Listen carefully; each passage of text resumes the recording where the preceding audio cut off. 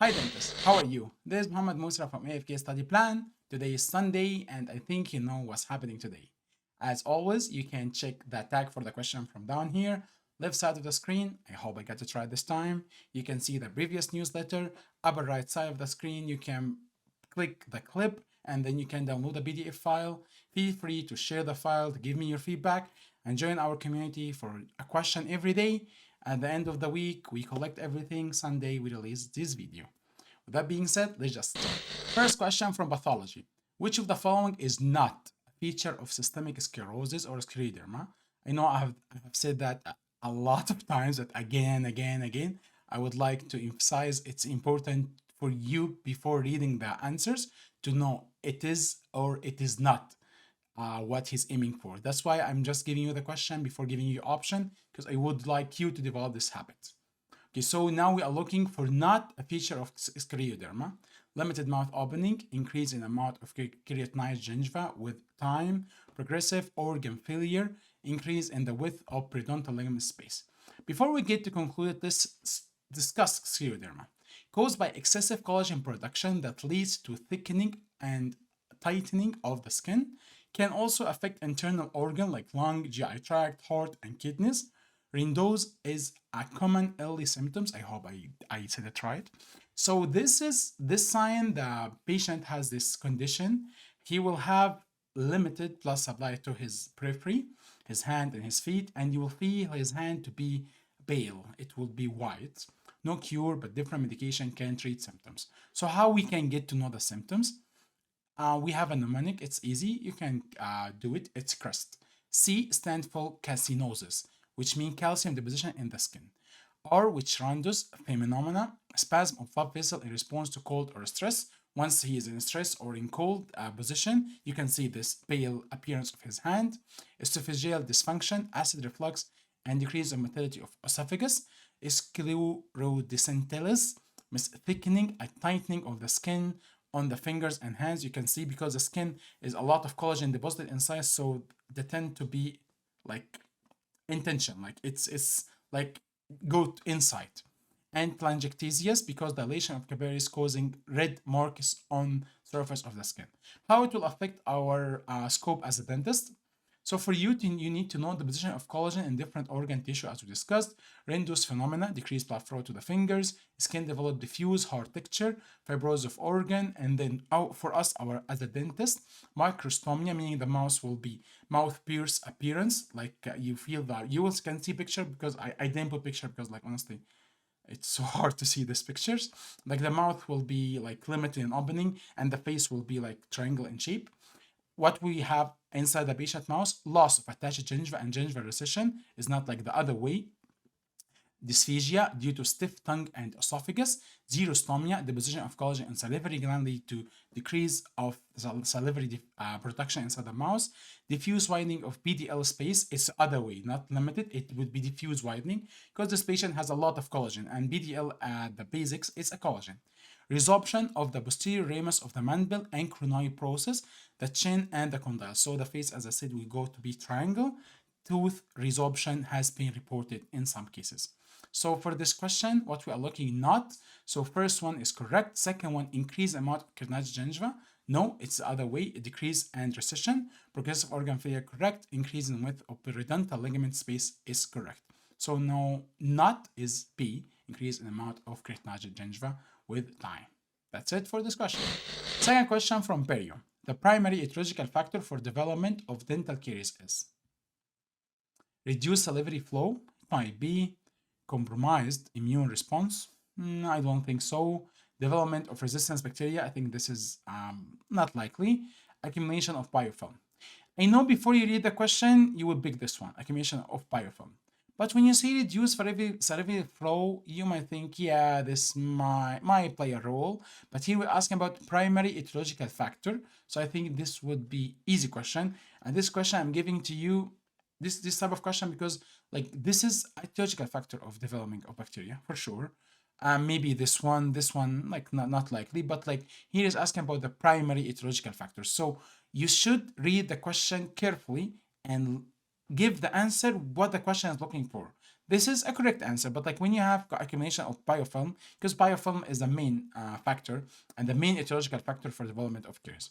And I would like you to know how we get to conclude this. So there was a scientist, his name is Koch. He did his postules, has been increasingly challenged in recent years. This man claimed that for us to say the bacteria is the main etiological factor in caries, we should have these 5 factors. Be associated with disease as evident by increase in the number of organs of this at disease site. Meaning, like if you have patient with a lot of caries, so you should see a lot of biofilm developing at the site of the caries lesion. Meaning, like the caries lesion develop more in the fissure close the surface, and in the smooth surface come more to the part close to the gingiva, meaning the part which the plaque and calculus accumulate. Be eliminated or decrease in size that demonstrate clinical resolution of the disease with treatment. Meaning, like if a patient is doing mechanical in his house or in the office and you get rid of the plaque, the caries risk will decrease. That's what's happening. Demonstrate a host response in the form of alteration in the host cell or hormonal immune response. Meaning, like when this etiology factor is accumulating inside patient mouse, you can see a response from your body. When the bacteria accumulate as a plaque and then to be a calculus, the gingiva start to get gingivitis and even go to periodontitis. Be capable of causing disease in experimental animal models, meaning like if we get this bacteria, I'll put it in animals outside, it will get to give the caries. Demonstrate virulence factor responsible for enabling the microorganism to cause destruction of periodontal tissue. So, and this come to conclude the bacteria is the main etiological factor leading to caries. Decreasing in salivary flow, correct. And changing in pH, correct. Frequency of carbohydrates at the intake, correct. But if miraculously this patient doing all that, but like he's have a very good regimen of mechanical removal of plaque and calculus in his house using water irrigation, he's going to a dentist, he's doing amazing job, so his caries risk will be less. Nevertheless, he's eating a lot of caries food or cariogenic food, or eating a lot of stuff that fast food, or his diabetic patient, or his chemotherapy. As long as he's getting rid of bacteria inside his mouth, he's in a good shape. And why I'm saying this, like hypothetically, because this is make no sense. No patient can do it every day, twice every day for 2 minutes. We tend to educate our patient do this, but in reality, we know no one do this. Even the dentists don't do that. So that's why they give the patient like electric toothbrush and giving him another solution to decrease the plaque accumulation inside his mouth. Data supporting the role of AA and B. gingivalis as periodontal pathogen based on these criteria. And they tend to conclude these 2 bacteria is responsible for the periodontal disease in total, gingivitis, periodontitis, stuff like this. And then motivation for effective plaque control. Undoubtedly, mechanical oral hygiene practice, whether or not they are supplemented with chemical plaque control, are the key in resolution of health and prevention of disease in dentistry. This is true for 2 major oral health disease, dental caries and periodontal disease. So based on this postules and this studies they did for these bacteria, they tend to conclude like mechanical removal and chemical with like mouthwash, stuff like this, it would help, but like mechanical removal is the one which is extremely important for our patient not to develop dental caries. So here the answer is accumulation of biofilm. And when you read question and you see 2 correct answer, you go back to the question itself. And he's asking about the primary etiological factor. Yeah, reduced salivary flow might lead to more caries in this patient. When you see when in old patient taking medication leading to reduced salivary flow, this patient at higher risk to develop root caries. But if this patient, as we said before, has a miraculous routine of removing all bacteria in his mouth, he will be in good position. Anatomy. Which of the following is responsible for vertical growth of the mandible? Growth at the coronary process. It's not like growth and coronary process. Growth at condylar cartilage, which is correct. Resorption at the anterior border of the ramus, which is correct, but partially correct. because he's asking about vertical growth. So again, two correct answer. Go back to question and read correction carefully. The position at the posterior border of the ramus, yeah, but this is because of leading to horizontal growth of the mandible, not vertical. And let's watch a video. This video is very short. I will give you the whole concept. So here we have two mechanisms of growth of the mandible. One is endochondral bone formation take place at the condyle region, here at the condyle, and this type of growth is endochondral, is the major mechanism for growth of the mandible. In mandibular growth, ramus is extensively remodeled, and this is in the other way. Anterior surface of the ramus saw resorption, and posterior surface bone deposition, meaning this minus, meaning the bone is cut down from here and built on the other side, and this gives the horizontal growth of the mandible, and this is not endochondral. This is like the other way of growth. So the mandible has two way of growth, and let's watch this video to give you the all information. Let's discuss the growth of the mandible. How the mandible grow? It grow with two mechanisms, not one mechanism only. It grow by two types of ossification, endochondral and intramembranous. So what's the difference between both? Endochondral is what we discussed here in this question, speaking about a cartilage which is initially formed and then replaced with bone, to be replaced with bone, leading to the growth of the mandible in a vertical direction. What else in your body has the same mechanism? Cranial base, occipital, sphenoid, and ethmoidal, and long bones tend to grow with the same shape in a vertical dimension. Other way the mandible is growing is intramembranous. When bone is deposited directly in connective tissue, no cartilage is here. And what other type of bone has the same mechanism is the maxilla, and the flat bone of the skull has the same mechanism. No cartilage, just matrix, and then bone is deposited inside. And here we speak about how it grows in the horizontal way. In the horizontal way, the mandible in the posterior part tend to get bone deposition in this area, which will lead to horizontal growth of mandible. And the same way, in the anterior part will be resorption of bone, leading to the mandible will go backward and downward, as you can see with this arrow. So the mandible will tend to grow in the clockwise, downward and backward, downward and forward, sorry, downward and forward. And that's it. So here the question asking about the vertical growth of the mandible, which is responsible for growth at the condylar cartilage. If we speak about the horizontal aspect or the type of growth leading to space for posterior teeth to erupt, it will be the other way. Last two questions from epidemiology. Which of the following statement is true? And here giving you information about different type of studies, and let's read it. In randomized clinical trial, the control group always received no treatment. RCT, or randomized clinical trial, is a trial where we tend to test a new drugs. So we are going to use one drug in one group, and the other group will have the new drug. And control group is not in this type of study. In randomized clinical trial, the subjects are assigned to the control or experimental group based on existing signs and symptoms. And here again, this is not the way. In RCT, we tend to test a new drug with the golden standard drug. Randomized clinical trials are useful in establishing the effect of a certain risk factor on developing of disease. And again, this is not the way. This is the cohort when we establish risk factor for like exposing smoking and lung cancer. RCT are beneficial in determining whether a new therapy is more effective at treating disease than existing available therapy, and that's it. This is the description of randomized clinical trial. And let's speak in general about the studies. So we have the background or expert opinion, which mean like I won't say mean nothing, but cannot be taken as evidence-based entry. So if you have expert opinion, you can make a case report, and then this case report you and other dentists do it, so it go to be a case series. And then we tend to go more to get more information about it, so make case control study. And then if we see like there is some correlation, so we should aim to get like proven way of like association and proven way of like causality between risk factor and a disease, which is cohort study. And then we tend to give a treatment for this one to be starting with RCT.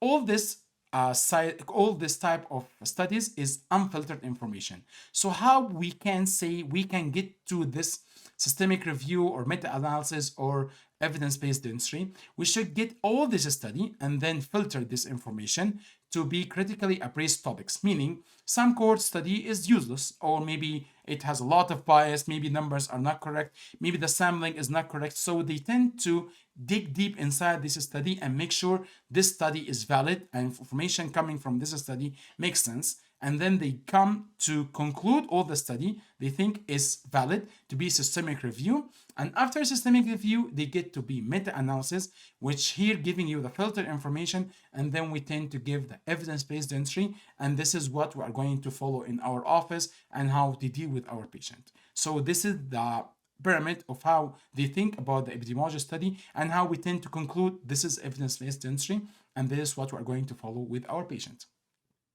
Let's speak about it in a different perspective. Is like, did the researcher assign exposures? So if we are going just to do observation of our like the experiment, we are not going to intervene in this experiment. So we are going to say, do we have comparison group or not? Or we have experimental group study, meaning we are going to experiment a new drug. So we're going to say non-randomized clinical trial or randomized clinical trial based on allocation. Allocation meaning like the sampling and stuff like this. So in the details of the study, meaning it would be randomized clinical trial or non-randomized clinical trial.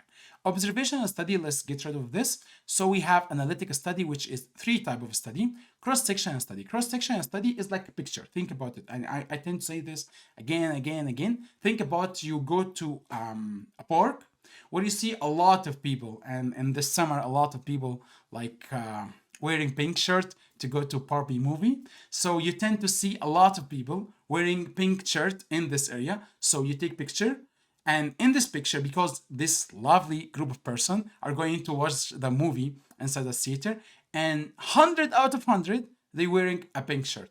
So can you say everyone in this mall or everyone in the cinema is wearing pink shirt? No, it's just cross-sectional. So you go take picture a point in time where you get to say, okay, out of 100 people in this picture, 100 out of 100 is wearing pink shirt, sadly.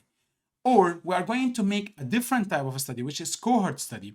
In the cohort study, we are going to start with exposure and look forward in time, meaning this one, as we said before, like smoking and lung cancer. We tend to say, okay, maybe smoking will lead to lung cancer, but we cannot say unless we make a study. A study is prospective, starting from exposure and go to outcome. So we're going to follow our, you can say patient, you can say subject during the years and make lung tests, making x-rays and check with them every 5 years, every 10 years, every 20 years. And then we come to conclude, okay, smoking lead to lung cancer if 95% of our subject has in a way lung cancer or a form of destruction in his lung. So here we can make not a correlation, we can make cause and effect.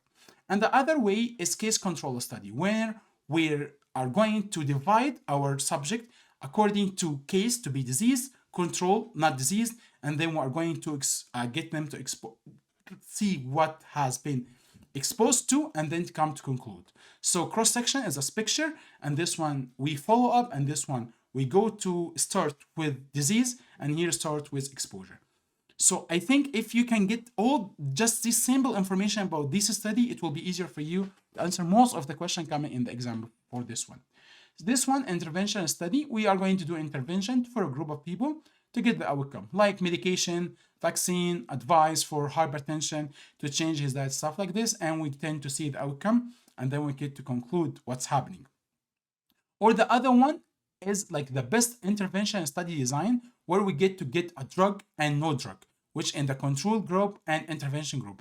But this one is an all time, because now we cannot do this because this is non-ethical. You cannot get like group of lung cancer patient and say, okay, I'm going to give you drug, and the other one not taking the drug. Oh, they are dead now. I'm sorry, we are just making experiment. No, this is not ethical anymore. So instead of no drug, we're going to give them the golden standard drug, and this one is the new drug. And I keep saying this example, like how we come to conclude like MTA is better than calcium oxide in treating perforation. We used to use calcium oxide, so we tend to get like 10 or 20 patients with perforation and give them 10 to be calcium oxide and 10 to be MTA, and then we found MTA is better. And then we get the bioceramics, so we tend to go with MTA against bioceramic, and we see better result. So every time in randomized clinical trial, we give group patient, which is a controlled, the old one. And then the intervention with the new drug to get to see what's happening for our patient.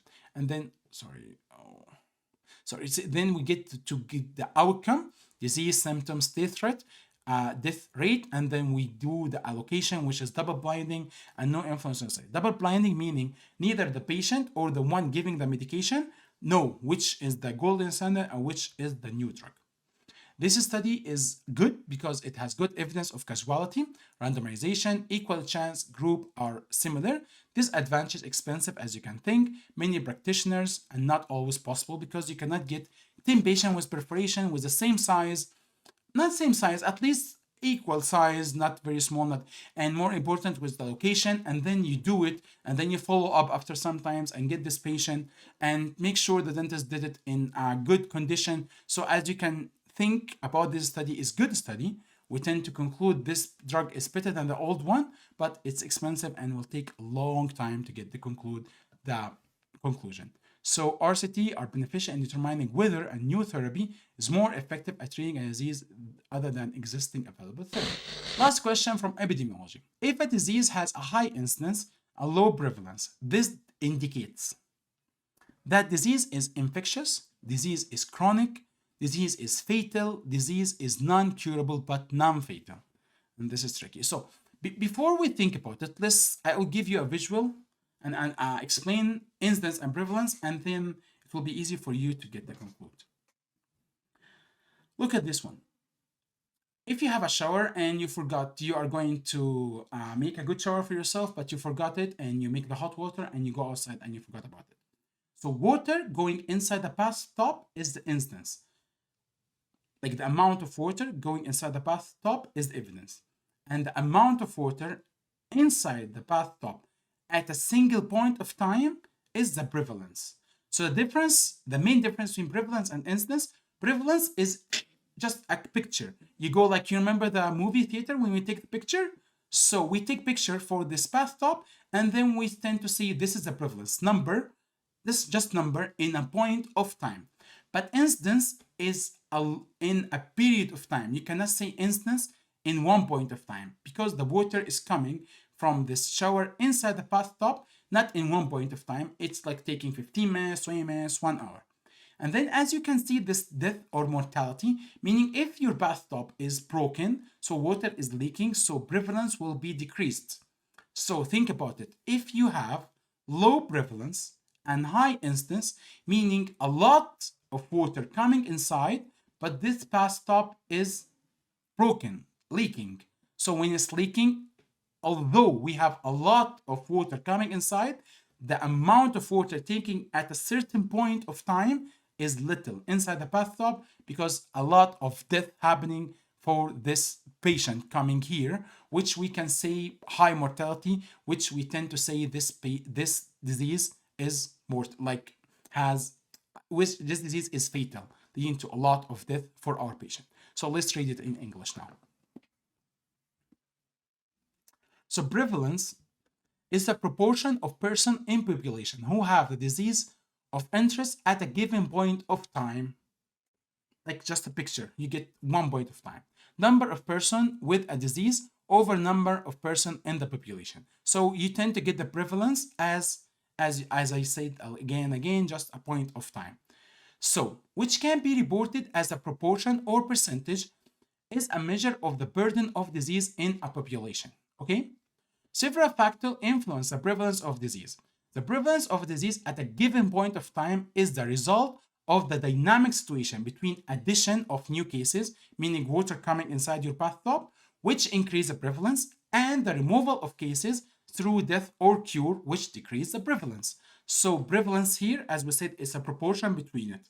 So when we have a lot of cases coming inside our pool, a lot of water coming inside our bathtub, so prevalence will increase. But if the disease is self-limiting, will heal fast by itself, or fatal, leading to death, so will we have little prevalence? Will we have high incidence and little prevalence? And you can go back, let's go back to it so you can visualize it again after we said it. So I think will be easier for you. Yes, here. Incidence, a lot of people with a disease today, but the people get the disease in last week, either they are self-cured or they are dead because the disease is fatal. So we'll have high incidence and low prevalence. Okay? Now let's speak about the other term, incidence. Incidence is referred as risk or cumulative incidence is the average percentage of an affected person who will develop a disease of interest during a given period of time. I would like you to read it again. Period of time. So incidence is a period of time. Prevalence is one point of time. Incidence can be viewed as a risk or possibility that a person will become a case. So number of new cases over the number of person at risk. Whether prevalence is a measure of amount of disease existing in population, incidence is a measure of the occurrence of new disease. Okay? In the expression of incidence, specifying the period of observation is necessary. So I tend to say it again. Incidence is over a period of time. And think again about this bathtub, water coming inside, water leaking, so you can get to conclude whatever here. So let's read our option and how to make it. So high incidence and low prevalence, making this disease is fatal. So that disease is infectious. Even if the disease is infectious, so we will have high incidence, high prevalence. If the disease is chronic, so we will have low incidence and high prevalence. Why high prevalence? Because the disease, like the people with the disease, will stay for a long time. And I can give you example like periodontitis. As we say, periodontitis is a disease of life. If you have periodontitis, you will stay a periodontitis patient until you go dead. So for periodontitis, we have high prevalence, and especially nowadays with a lot of care with patient, old patient, and healthcare facilities is providing dentistry now at a high level. So we tend to say periodontal disease in old patient has high prevalence because a lot of patient has periodontitis but under control. Okay, and last one, disease is non-curable but non-fatal, meaning the disease is like leading to our patient to stay ill but not very ill till he's dead. So this is a different story. So I hope you get the difference between incidence and prevalence and how you conclude the difference between them and how you can get to answer this question. So this newsletter was the main theme about the epidemiology because this topic is tricky. That's why I need to bring question in every newsletter to discuss these type of topics because it's important for you to answer this question. And honestly, when you answer this question, when you understand this topic, you feel confident about yourself. Because this topic, I think, not like most of us not tend to read it in depth because they feel this is like out of pool for us. It's like asking a fish to fly. You are a dentist. Why are you giving me this information? But trust me, when you understand it, it's funny and easy. When you get it in a good visual, it will be funny, stay in your mind, and you can answer it. That was all for today. Best of luck and see you next Sunday.